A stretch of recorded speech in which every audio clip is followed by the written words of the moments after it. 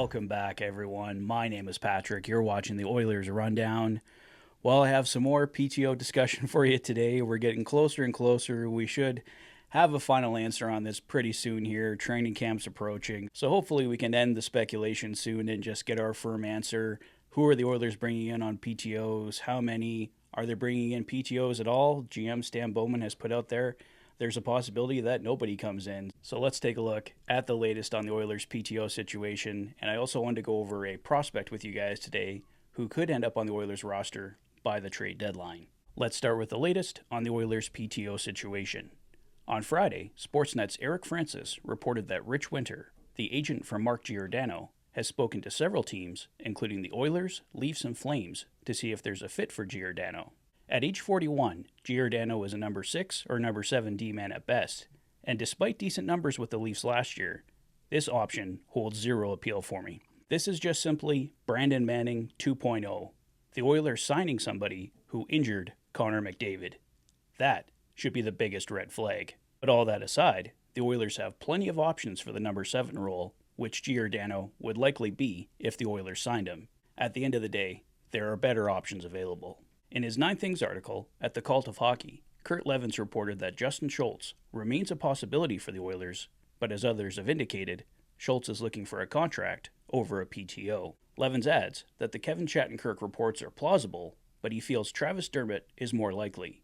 Dermott has the ability to play both sides and has the past connections with Chris Knobloch and Jeff Jackson. Levens also notes the split squad preseason games with the Flames as an additional need for bringing in extra veteran bodies. I'd agree with Kurt at this point. Travis Dermott is the most likely option to see for the Oilers as a PTO, but I'd ideally like to see 2 players brought in, hopefully Shattenkirk or Schultz, and just see how they look and fit. At the end of the day, whoever comes in has to beat out Ty Emberson, Troy Stetcher, or Josh Brown to land a job.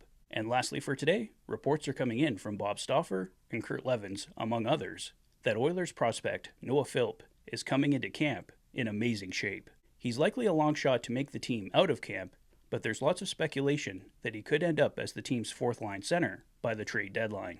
He's the big, right-shot center this team has been waiting for, and he could end up being the ideal add to the Oilers' bottom 6. And he's, of course, great value, coming in at just a $775K cap hit. He missed last season for personal reasons, so he'll need time to get back up to speed, but there is a lot of promise with this player. In his last season with Bakersfield, Philp collected 19 goals and 18 assists for 37 points and was a +4 in 70 games played. Well, that is the latest, guys. I know in the PTO situation, it just goes round and round. We should have an official answer very soon here. It shouldn't take too much longer.